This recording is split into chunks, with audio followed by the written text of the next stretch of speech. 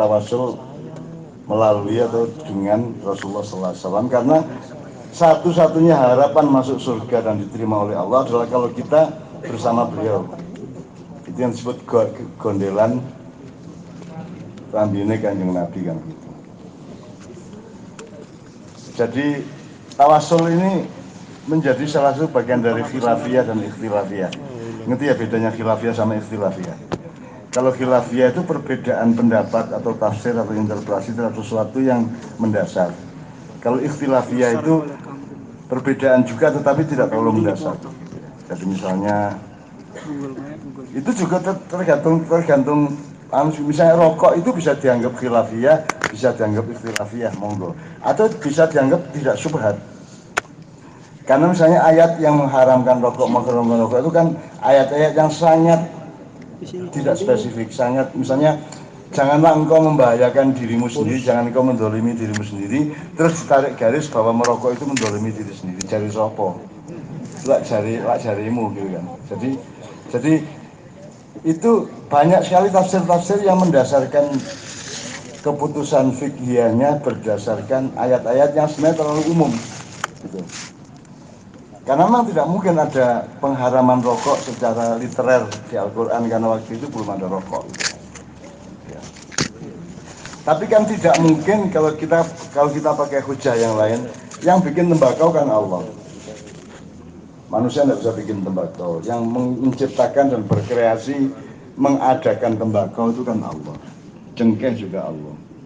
Jadi pasti ada manfaatnya karena ada pernyataan lain, Rabbana ma khalaqta hadza batila. Jadi tidak mungkin tidak bermanfaat. Masalahnya adalah ilmu pengetahuan manusia sampai hari ini belum bisa menemukan manfaat tembakau. Belum bisa menemukan manfaat cengkeh. Akhirnya karena ketidaktahuannya itu kemudian diambil keputusan bahwa rokok itu haram apa makruh dan seterusnya. Nah ini juga monggo aja, ini terbuka, ini apa namanya, ini apa namanya, faman sya'afal yu'min faman sya'afal yakfur. Jadi Anda milih yang mana, monggo aja. Apalagi setiap benda yang berjodoh dengan benda lain itu ada efek yang juga berbeda-beda, yang plural juga. Jadi ada orang yang cocoknya jadi pemborong, ada yang kayak Fahmi mungkin tidak begitu cocok jadi pemborong.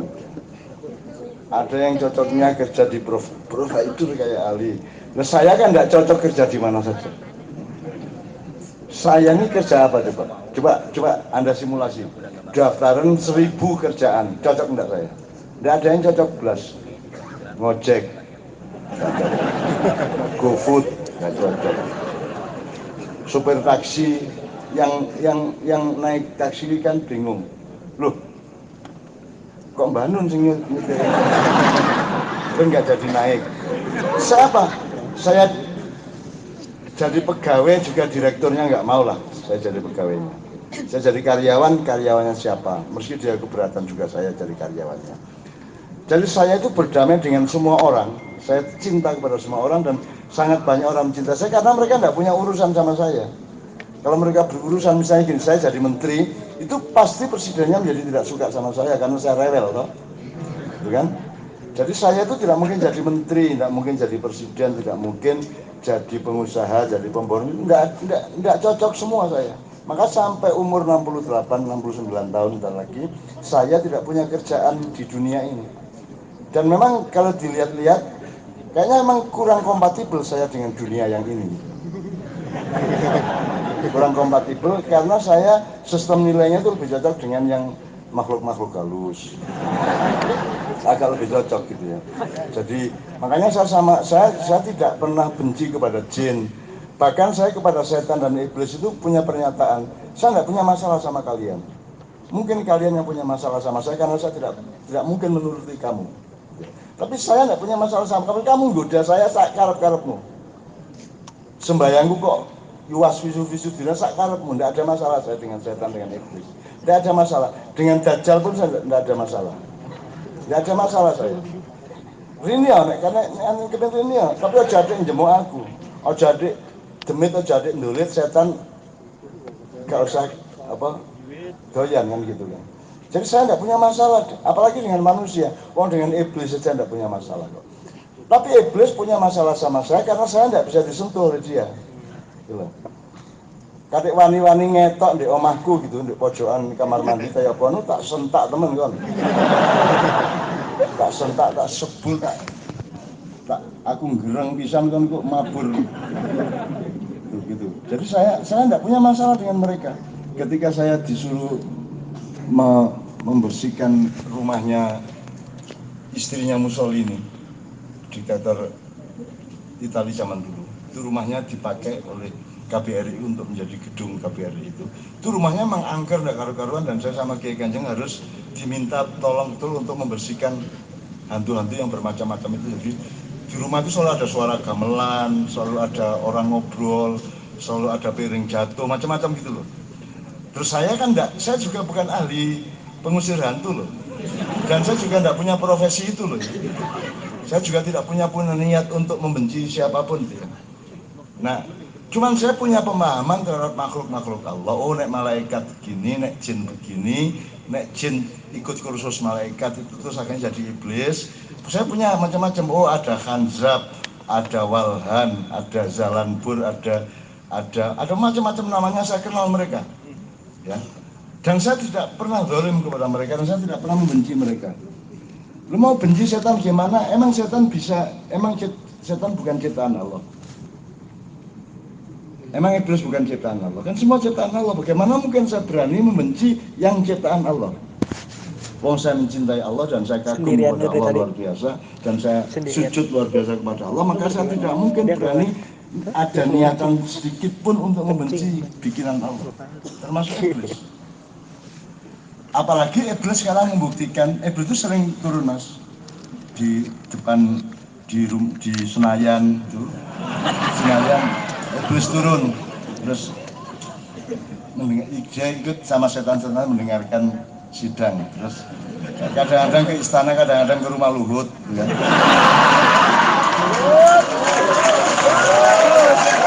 Ketika iblis itu terbang mengawang-awang di atas rumah Luhut, terus dia bilang sama anak-anaknya, anak buahnya, ya toh, saya sudah bilang dulu toh, bahwa manusia itu kerjanya merusak di bumi dan menumpahkan darah, ya toh. Jadi iblis itu sekarang tiap hari, ya toh, ya lah, benar kagak, ya toh, gitu. Itu. Nah saya itu menikmati itu semua dan saya tidak anti mereka. Yang saya tidak mau turuti adalah segala hal yang melawan Allah, kan gitu kan? Dari siapapun datangnya. Itu dalam drama yang tadi saya ceritakan itu ada pertanyaan dari salah satu korlapnya iblis, namanya Watkun, bukan Miskun, Watkun. Jadi Baginda Watkun itu bilang kepada kepala-kepala divisi setan, tapi kalian masih menyembah Tuhan. Kami semua setia menyembah Tuhan, kata si setan ini.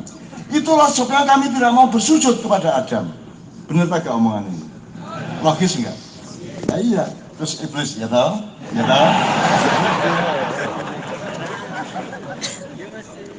Jadi teman-teman sekalian, Allah itu begitu luar biasanya sehingga kalau ada orang kok tidak komit kepada Allah itu kan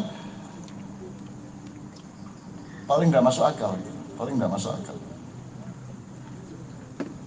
Jadi misalnya gini, saya mendatangi dia sampai 4 kali di mimpi dia, atau kadang-kadang tidak dalam mimpi, saya dalam keadaan bangun, tapi dia berada dalam nuansa-nuansa setengah mimpi kan begitu.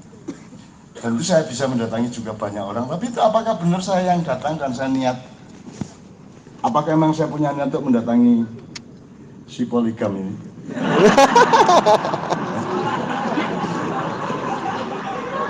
Enggak kan mas? Emang saya tahu saya mengajari dia, mengajari wirid ya, Al-Fatihah, Salawat, terus Anas, Al-Alaq, gitu, Al-Ikhlas, Al-Fatihah lagi, terus dan seterusnya ya. Jelas. Dia sampai hafal. Dan saya memang ada, saya pernah mengajari orang koma itu tak kasih wiritan dan dia hafal sampai sekarang. Jadi kalau di Mandar itu orang yang sudah koma 3 bulan di rumah sakit Makassar, itu dia sudah tidak ada harapan hidup loh. Dia itu sesepuhnya Ma'iyah di Mandar, Bu Latapa namanya. Terus ketika dia sudah hampir sampai ke alam barzah, itu saya datang, katanya dia. Saya datang. Canung datang, Canung datang. Canung bilang sama Allah, Canung bilang, ya Allah, ini ibu masih harus mengasuh anak-anaknya maknya di Mandar. Jangan diambil dulu ya Allah, kasihan mereka. Itu kan aku ngomong ngono. Canung datang, bangun saya. Terus sembuh dia, mas, sampai hari ini dia sembuh. Jadi kalau ketemu saya dia nangis luar biasa. Karena saya menawar. Tetapi apakah saya betul-betul datang ke situ? Teman-teman sekalian, jangan salah sangka, dan itu tidak akan menjadi bahan untuk saya sombong kepada Anda. Enggak, itu semua rekayasa Allah kok. Allah sudah mengatakan subhanalladzi asra bi abdihi lailan. Kan itu kan? Allah yang memperjalankan siapapun yang saya tidak tahu. Emang saya punya niat untuk datangin dia untuk apa? Gitu loh. Terus ireng gitu. Menari apa gitu. Kan jadi itu kan Allah yang memperjalankan saya melalui sistem frekuensi yang bermacam-macam gitu ya. Anda ini kadang-kadang orang-orang modern itu menganeh ya. Punya fotografi, punya bisa video segala macam, ngelihat laut, tapi mereka tidak pernah mau menyimpulkan. Tadi kan saya bilang cahaya kan nggak bisa dilihat. Aku takkan, sungai itu kan ada ombaknya. Anda bisa ngelihat ombak enggak? Anda bisa melihat gelombang enggak? Enggak tuh. Yang Anda, kalau Anda video gelombang, yang muncul di layar apa? Airnya, bukan gelombangnya. Nah itu orang enggak mau menganalisis itu. Gitu. Tetapi kan faktanya fakta gelombang. Meskipun yang menjadi medium kehadirannya, menjadi wasilah, menjadi yang tawasul untuk menghadirkan fakta itu kan si air. Tapi kan pelaku sebenarnya kan gelombang. Nah gelombang itu Anda tidak bisa lihat. Makanya saya bilang ada dua macam cahaya. Satu, cahaya yang dihasilkan oleh perapian dunia pada level kemakhlukan Allah. Dan ada cahaya yang dari Allah, yang Allah mengatakan Allahu nurus samawati. Itu muncul dari Anda, cahaya Allah itu muncul dari Anda. Begitu Anda sayang sama orang, Anda datang ke ma'iyahan, itu cahayanya itu bukan cahaya yang seperti matahari, itu kan cahaya rendahan itu. Ini cahaya yang muncul dari jiwamu. Itu adalah cahaya Allah. Kamu sayang sama orang, kamu tidak tega sama orang, kamu kamu dibolehkan poligami tapi malah tidak mau, malah tidak tega gitu. Itu kan cahaya Allah. Sebelumnya kegelapan Allah.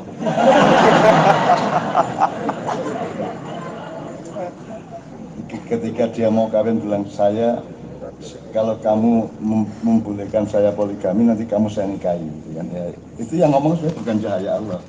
Itu kegelapan. Tapi kan beliau oleh Allah dimi'rajkan pada level manusia, diisrokan pada level manusia, dan saya kira Anda semua punya hak untuk mengalami seperti itu, dan saya doakan Anda juga akan mengalami itu.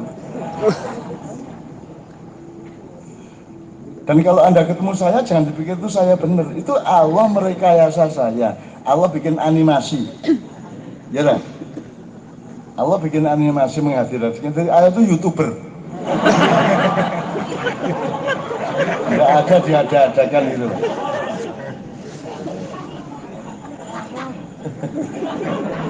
Teman-teman sekalian, ngerti ya? Anda tahu ya, saya menanggapi gini-gini kan apa saya bangga. Diceritain oleh ini bahwa saya mendatangi 4 kali kan, saya tidak ada urusan sama kebanggaan, karena itu bukan prestasi saya, itu bukan kehendak saya, dan itu bukan kehebatan saya sama sekali. Itu semua subhanalladzi asra bi abdihi lailan. Lailan itu di dalam wilayah yang Anda tidak mengerti, yang Anda hanya bisa menerimanya dengan ridho gitu. Tapi Anda tidak bisa memahami, merumuskannya, dan seterusnya, tidak bisa menganalisis dan seterusnya. Nah, hidup Anda itu seperti itu. Makanya hidup Anda itu kan subhanalladzi asra bi abdihi, diperjalankan oleh Allah. Sudah ridho aja. Memang Anda tidak bisa menjawab, loh kok saya kesini? Anda kan pakai pikiranmu sebagai anak sekolahan, seorang rasionalis yang diajari guru, dosen gitu ya. Tapi kan yang subjek yang memberlakukanmu di situ kan Allah. Jadi kalau Anda bertanya seperti itu, jangan bawa sekolahan, tapi bawalah kehendak Allah. Ya Allah kok. Anda pikir ada bola yang bisa dimasukkan tanpa kehendak Allah. Anda pikir ada?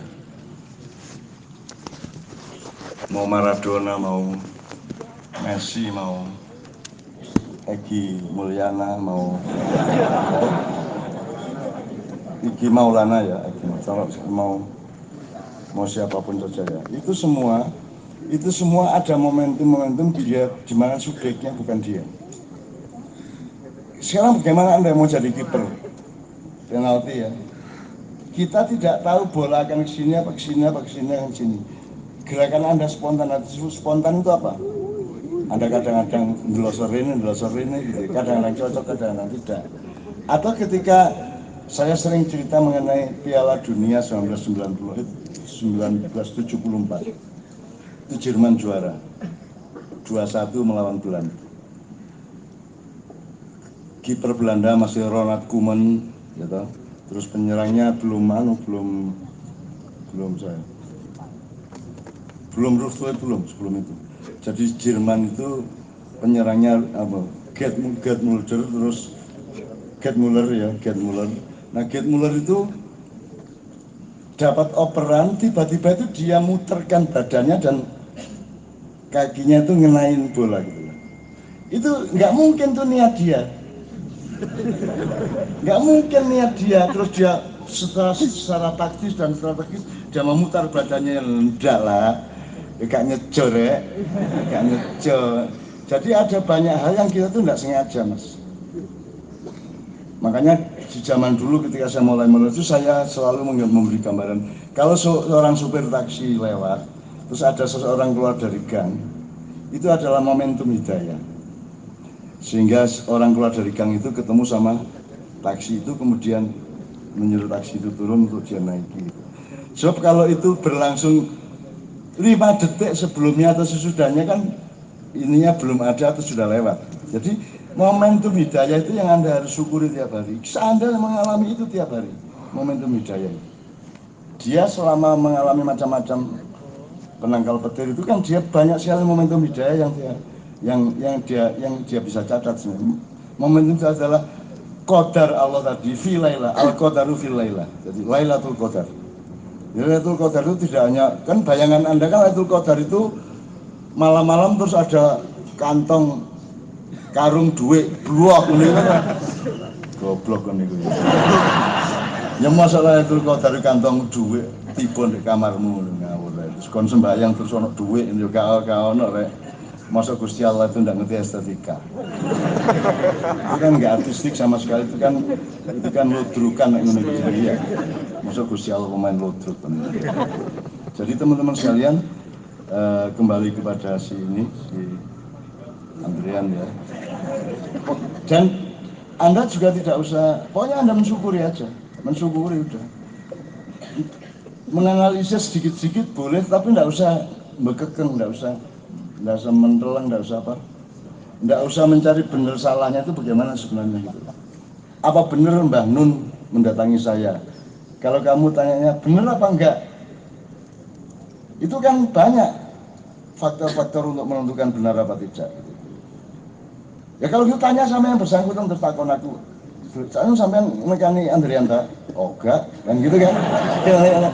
Kan gitu kan. Jadi jangan terlalu ilmiah hidup ini.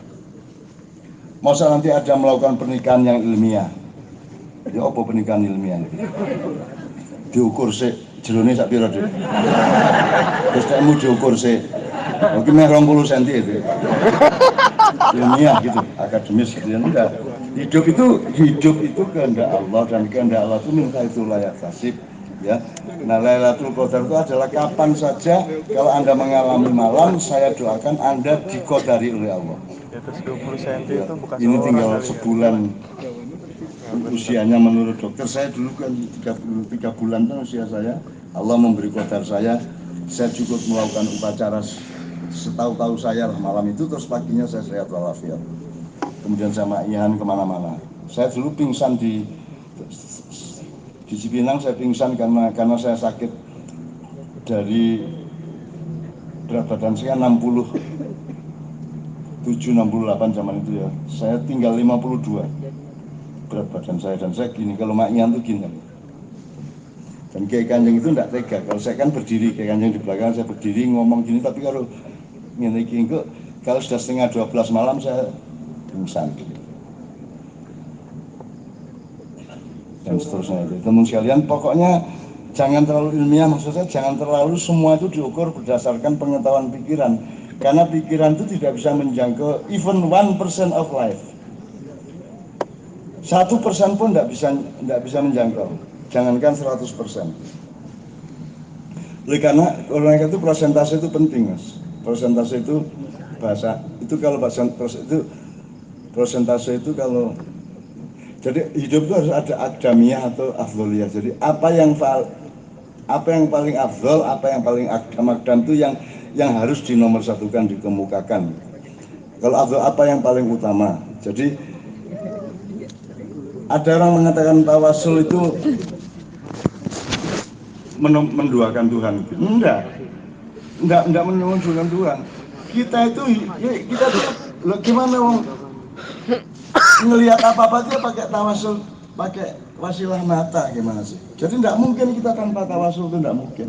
Karena Anda juga tidak bisa direct kepada Allah, tidak bisa. Nah, siapa aja yang dekat dengan Allah itu yang menjadi pedoman kita untuk, karena Anda khalifah itu orang yang membuntutin di belakang. Ngerti artinya ya? Dari kata khalfun itu mburi. Nek kanan yamin, yasir, kodam, depan. Nah, khalf itu belakang. Khalifah adalah orang yang buntuti kehendak Allah dari belakang. Itu khalifah namanya. Jadi teman-teman sekalian, mari kita nikmati semua ini. Berdebat ilmiah boleh, tapi asal tahu bahwa kesimpulan yang paling ilmiah itu pun adalah kesimpulan yang sangat relatif di depan fakta kasunyatan atau kebenaran hakullah itu ya. Apalagi dalam hidup ini Anda jangan mengandalkan kebenaran nomor satu. Yang nomor satu, kebenaran itu penting tapi tidak nomor satu. Ngerti maksudnya, Mas? Kebaikan penting tapi tidak nomor satu. Yang nomor satu kebijaksanaan. Karena Allah bilangnya ud'u ila sabili rabbika bil hikmah. Allah tidak bilang bil khair atau bil haq atau bil hukmi atau bil adli, tidak. Allah mengatakan bil hikmah. Kalau hikmah itu adalah ketika kebenaran, kebaikan, keadilan segala macam sudah kita endapkan, sudah kita elaborasi, sudah kita komprehensi, sudah kita teteskan menjadi yang paling tepat. Itu namanya bijaksana. Jangan ono arek wedok merongos kok sapa ngas nanti sos. Ya memang benar dia ngerongos, tapi kan tidak baik, gitu kan, tidak bijaksana sama sekali, gitu kan. Maka nomor satu itu bijaksana. Istri kepada suami, suami kepada istri itu. Anda marah boleh, Anda apapun boleh, tapi tetap harus bijaksana. Kalau Anda mukul anakmu, kalau sampai luka, Anda harus mengobatinya. Gitu. Anda boleh bersikap keras kepada suami atau istri, tapi ada yang tidak boleh, menyakiti.